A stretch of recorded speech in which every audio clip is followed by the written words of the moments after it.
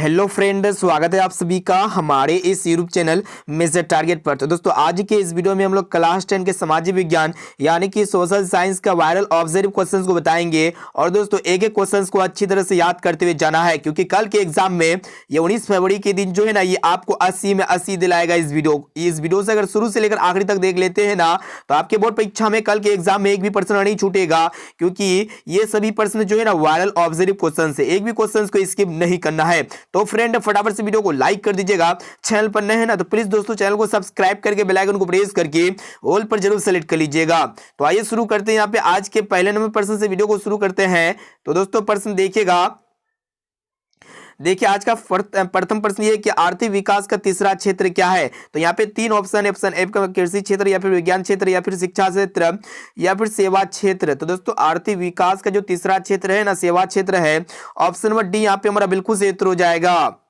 अब चलिए दोस्तों देखते हैं। यहाँ पे दूसरा प्रश्न ये है कि कौन बीमारू राज्य नहीं है। तो यहाँ दोस्तों आप लोग बता देते हैं। यहाँ पे ऑप्शन सी में आपका जो कर्नाटक, ये एक प्रकार के बीमारू राज्य नहीं है। बीमारू राज्य बी आई से बिहार हो जाएगा, एम से मध्य प्रदेश, आर से राजस्थान और यू से उड़ीसा। ये चारों जो है ना आपका बीमारू राज्य है, लेकिन ये आपका कर्नाटक जो है बीमारू राज्य नहीं है। ऑप्शन नंबर सी यहाँ पे हमारा बिल्कुल सही उत्तर हो जाएगा।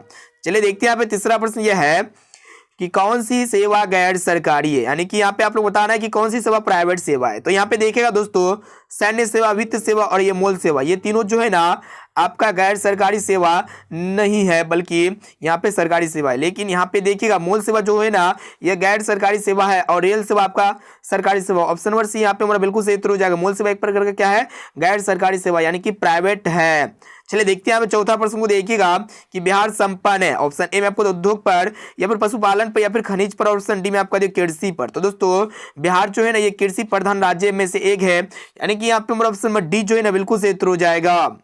चलिए देखते हैं। यहाँ पे नेक्स्ट क्वेश्चन, वायरल क्वेश्चंस को देखिएगा कि ऊर्जा के मुख्य स्रोत क्या है। तो दोस्तों ऊर्जा का जो मुख्य स्रोत है ना आपका क्या है, कोयला है, पेट्रोलियम है और विद्युत है, यानी कि ये सभी है। ऑप्शन नंबर डी यहाँ पे हमारा बिल्कुल सही उत्तर हो जाएगा। दोस्तों कोयला जो होते हैं ना, ये अनवीकरणीय संसाधन है। चलिए देखते हैं। छठा प्रश्न यह है कि भारत में सेवा क्षेत्र को सामान्यतः कितने भागों में बांटा जा सकता है। तो यहाँ पे ऑप्शन ए में आपको 2, या फिर 4, या फिर 6, या फिर 8। तो दोस्तों भारत में सेवा क्षेत्र को सामान्यतः जो है ना 2 भागों में बांटा जा सकता है, यानी कि यहाँ पे हमारा ऑप्शन नंबर ए जो है ना बिल्कुल सही उत्तर हो जाएगा। अब चलिए दोस्तों देखते हैं। यहाँ पे नेक्स्ट क्वेश्चन देखिएगा कि भारतीय रिजर्व बैंक की स्थापना कब हुई।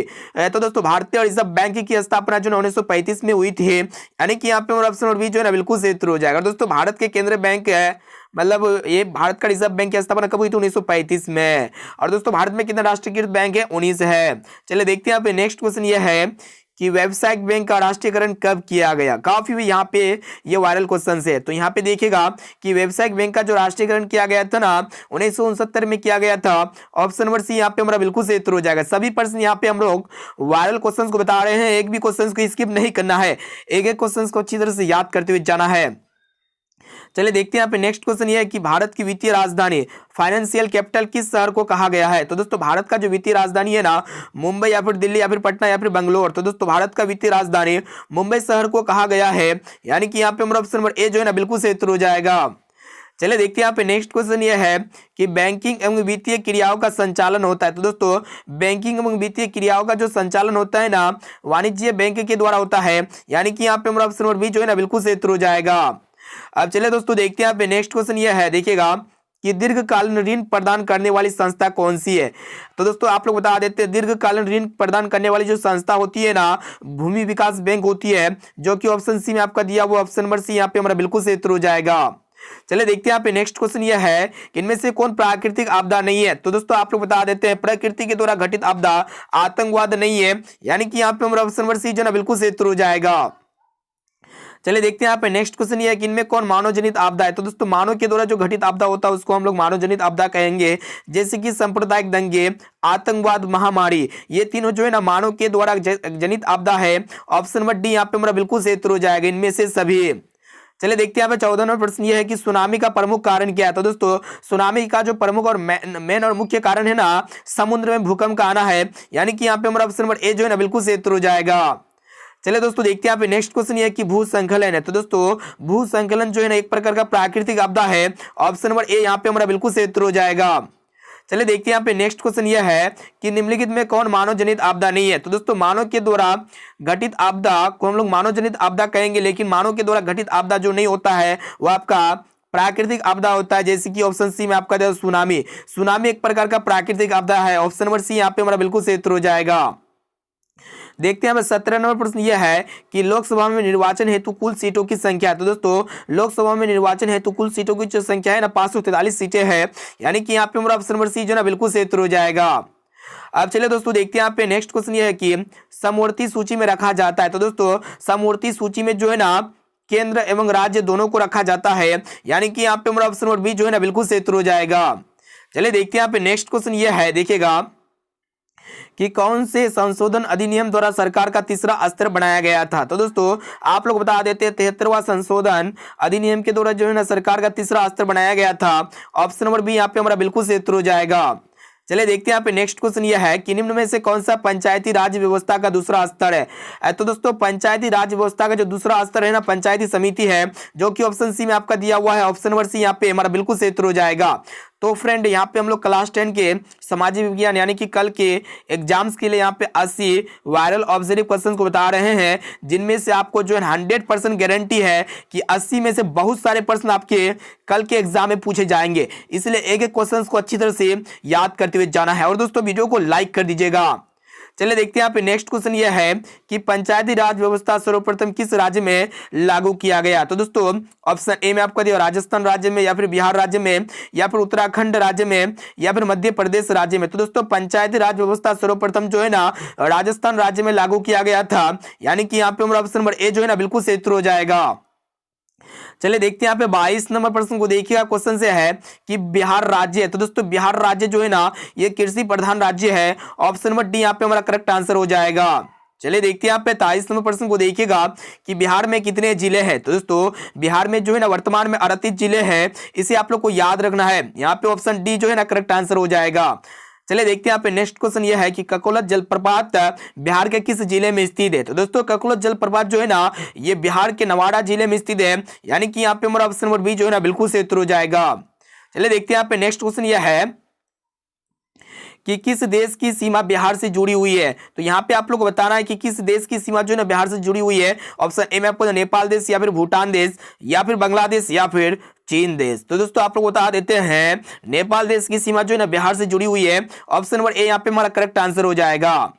अब चलिए दोस्तों देखते हैं यहाँ पे नेक्स्ट क्वेश्चन देखिएगा क्या कराए कि बिहार की किस नदी की उत्पत्ति अमरकंटक से हुई है। तो यहाँ पे ऑप्शन ए में आपको पुनपुन, या फिर कोसी, या फिर सोन, और ऑप्शन डी में आपको गंडक। तो दोस्तों बिहार की जो सोन नदी है ना, सोन नदी की उत्पत्ति अमरकंटक से हुई है।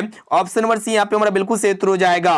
और दोस्तों किस नदी को बिहार का शोक कहा जाता है। तो दोस्तों कोसी नदी को जो है ना बिहार का शोक कहा जाता है।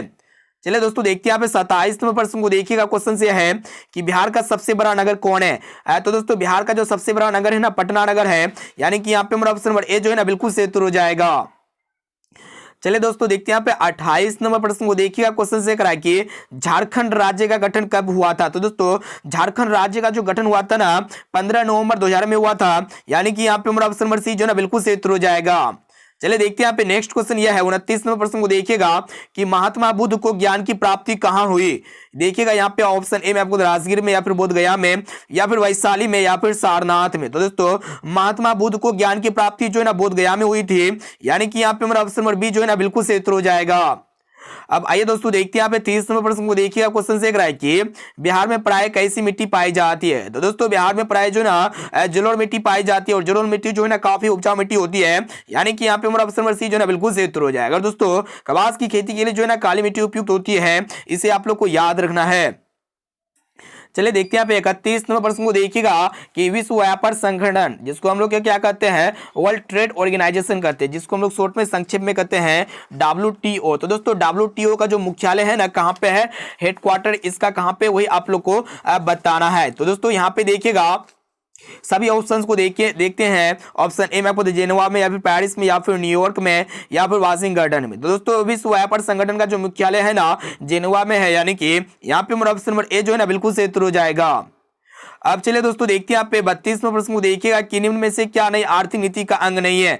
तो दोस्तों यहाँ पे देखिएगा कि नई आर्थिक नीति का अंग जो है ना क्या नहीं है वही आप लोग को बताना है। तो यहाँ पे देखिएगा निजीकरण वैश्वीकरण ये दोनों आपका जो है ना नई आर्थिक नीति का अंग नहीं है। यहाँ पे देखिएगा ऑप्शन सी में आपका दिया हुआ है, देखिएगा निजीकरण वैश्वीकरण और उदारीकरण ये तीनों जो है ना नई आर्थिक नीति का अंग है, लेकिन राष्ट्रीयकरण जो है ना ये आपका नई आर्थिक नीति का अंग नहीं है। ऑप्शन नंबर सी यहाँ पे हमारा बिल्कुल सही उत्तर हो जाएगा। अब चलिए दोस्तों देखते हैं यहाँ पे तीसरा प्रश्न को देखिएगा क्वेश्चन से रहा है कि हॉलमार्क को किस वस्तु के लोगो के रूप में उपयोग किया जाता है। तो दोस्तों हॉलमार्क को जो है ना सोने के आभूषण वस्तु के लोगो के रूप में उपयोग किया जाता है। ऑप्शन नंबर बी यहाँ पे हमारा बिल्कुल सही उत्तर हो जाएगा। अब चलिए दोस्तों यहाँ पे एक भी क्वेश्चन को स्किप नहीं करना है, क्योंकि सभी प्रश्न जो है ना कल के एग्जाम में 100% पूछे जाएंगे। देखते हैं यहाँ पे 34वां प्रश्न ये करा है कि उपभोक्ता द्वारा शिकायत करने के लिए आवेदन शुल्क कितना लगता है। तो दोस्तों उपभोक्ता द्वारा शिकायत करने के लिए आवेदन शुल्क जो लगता है ना इनमें से कोई भी रुपया नहीं लगता, यानी कि इनमें कोई शुल्क नहीं लगता है। अब चलिए दोस्तों देखते हैं यहाँ पे नेक्स्ट क्वेश्चन यह है कि उपभोक्ता अधिकार दिवस कब मनाया जाता है। तो दोस्तों उपभोक्ता अधिकार दिवस जो है ना 17 मार्च या फिर 15 मार्च या फिर 19 अप्रैल या फिर 22 अप्रैल को मनाया जाता है। तो आप लोग जो है ना आप लोग बता देते हैं उपभोक्ता अधिकार दिवस जो है ना 15 मार्च को मनाया जाता है, यानी कि यहाँ पे हमारा ऑप्शन नंबर बी जो है ना बिल्कुल सही उत्तर हो जाएगा। चलिए देखते हैं यहाँ पे नेक्स्ट क्वेश्चन यह है कि स्वर्ण भूषणों की परिशुद्धता को सुनिश्चित करने के लिए किस मान्यता प्राप्त चिन्ह का होना आवश्यक है। तो दोस्तों आप लोग बता देते हैं स्वर्ण भूषणों की परिशुद्धता को सुनिश्चित करने के लिए जो है ना हॉलमार्क का होना आवश्यक है। ऑप्शन नंबर बी यहाँ पे हमारा बिल्कुल सही उत्तर हो जाएगा। अब चलिए दोस्तों देखते हैं यहाँ पे नेक्स्ट क्वेश्चन ये है कि भारत उपभोक्ता संरक्षण अधिनियम की घोषणा कब हुई। तो दोस्तों भारत उपभोक्ता संरक्षण अधिनियम की जो घोषणा हुई थी ना 1986 में हुई थी। ऑप्शन नंबर ए यहाँ पे हमारा बिल्कुल सही उत्तर हो जाएगा। चलिए देखते हैं यहाँ पे नेक्स्ट क्वेश्चन ये कह रहा है कि सोने के आभूषण की शुद्धता की पहचान किस चिन्ह से की जाती है। तो दोस्तों सोने के आभूषण की शुद्धता की पहचान जो है ना किससे की जाती है, हॉलमार्क से, एक मार्क से या फिर ट्रेडमार्क से की जाती है। तो दोस्तों हॉलमार्क से की जाती है। ऑप्शन नंबर बी यहाँ पे हमारा बिल्कुल सही उत्तर हो जाएगा। चलिए देखते हैं यहाँ पे नेक्स्ट क्वेश्चन यह है कि कृषि उत्पादों के मानवीकरण के लिए किस मानक का प्रयोग किया जाता है। तो दोस्तों एक मार्क का प्रयोग किया जाता है, इसे आप लोग को याद रखना है। चलिए देखते हैं यहाँ पे 40वां प्रश्न क्या करा है कि नदियों में बाढ़ आने का प्रमुख कारण क्या था। तो दोस्तों नदियों में बाढ़ आने का प्रमुख और मेन कारण था ना क्या वर्षा की दिक्कत था, यानी कि यहाँ पे हमारा ऑप्शन नंबर सी जो ना बिल्कुल सही उत्तर हो जाएगा।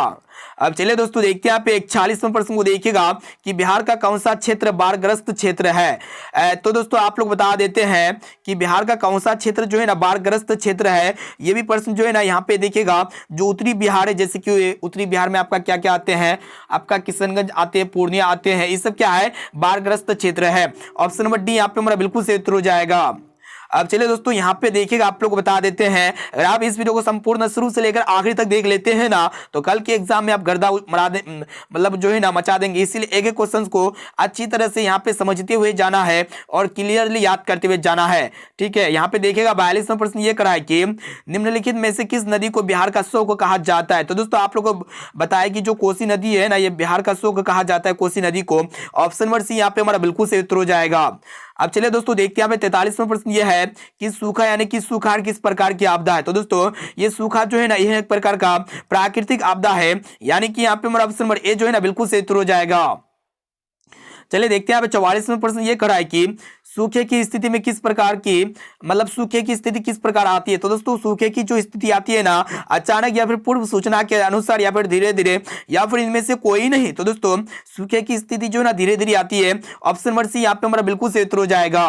अब चलिए दोस्तों देखते हैं यहाँ पे 45वां प्रश्न को देखिएगा। क्वेश्चन से रहा है कि सूखे के लिए जिम्मेवार कारक है। तो दोस्तों सूखे के लिए जो जिम्मेवार कारक है ना वर्षा की कमी है या फिर भूकंप है या फिर बाढ़ है या फिर ज्वालामुखी क्रिया है। तो दोस्तों वर्षा की कमी है सूखे के लिए जिम्मेवार कारक। ऑप्शन नंबर ए जो है ना बिल्कुल सही उत्तर हो जाएगा। चलिए देखते हैं यहाँ पे नेक्स्ट क्वेश्चन ये कि सूखे से बचाव का एक मुख्य तरीका क्या है। तो दोस्तों सूखे से बचाव का जो मुख्य और मेन तरीका है ना वर्षा जल का संग्रहण करना, यानी कि यहाँ पे हमारा ऑप्शन नंबर बी जो है ना बिल्कुल सही उत्तर हो जाएगा, यानी कि वर्षा जल का जमा करना।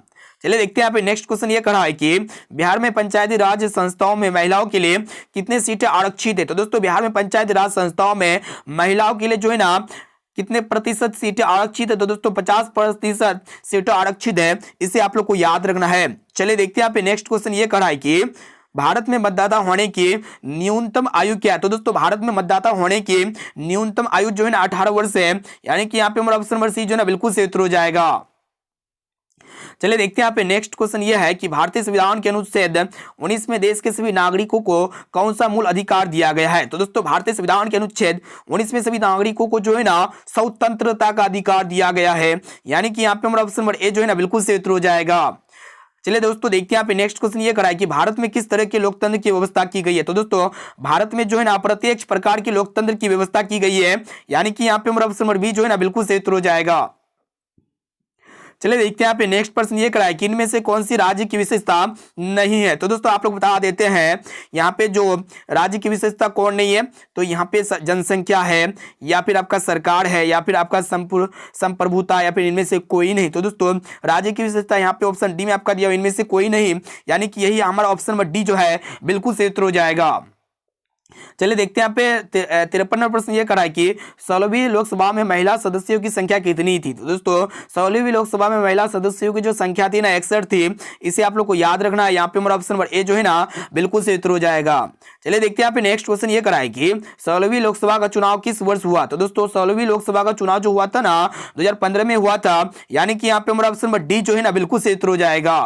चलिए देखते हैं यहाँ पे 55 नंबर प्रश्न को देखिए, क्वेश्चन से कराए कि 17वीं लोकसभा का चुनाव किस वर्ष हुआ? तो दोस्तों 17वीं लोकसभा का जो चुनाव हुआ था ना ये कब हुआ था? 2019 में हुआ था, यानी कि यहाँ पे हमारा ऑप्शन नंबर डी जो है ना बिल्कुल सही उत्तर हो जाएगा।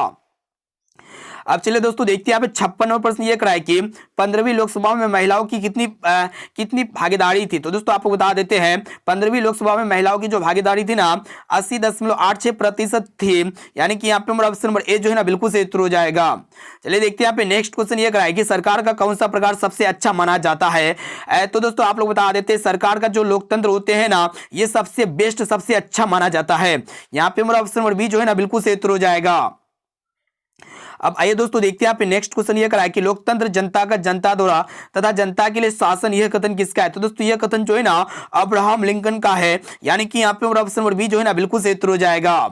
चलिए देखते हैं यहाँ पे नेक्स्ट क्वेश्चन ये करा है कि क्षेत्रवाद की भावना का एक कुपरिणाम है। तो दोस्तों आप लोग बता देते हैं क्षेत्रवाद की भावना का जो एक कुपरिणाम है ना मतलब अलगाववाद है, इसे आप लोग को याद रखना है। यहाँ पे हमारा ऑप्शन नंबर डी जो है ना बिल्कुल सही उत्तर हो जाएगा। चलिए देखते हैं यहाँ पे नेक्स्ट क्वेश्चन देखिएगा दोस्तों, क्वेश्चन से है कि लोकतंत्र के मार्ग की सबसे बड़ी बाधा क्या है? तो दोस्तों लोकतंत्र की मार्ग की जो सबसे बड़ी बाधा है ना लोकतंत्र में आस्था या फिर अशिक्षा या फिर सामाजिक समानता या फिर राजनीतिक जागृति। तो दोस्तों इनमें से क्या होगा? राइट आंसर अशिक्षा हो जाएगा। लोकतंत्र की मार्ग की सबसे बड़ी बाधा क्या है? अशिक्षा है। Option number C option number B यहाँ पे हमारा करेक्ट आंसर हो जाएगा। एक भी क्वेश्चन को स्किप नहीं करना है क्योंकि आप चाहते हैं कल के एग्जाम में 80 में 80 लाना, तो इस वीडियो को शुरू से लेकर आखिरी तक देख लीजिएगा। बस देखिए क्वेश्चन से अगर है कि संघ राज्य की विशेषता नहीं है। तो दोस्तों आप लोग बता देते हैं जो इकड़ी शासन व्यवस्था है ना ये संघ राज्य की विशेषता नहीं है, यानी कि यहाँ पे हमारा ऑप्शन नंबर सी जो है ना बिल्कुल सही उत्तर हो जाएगा।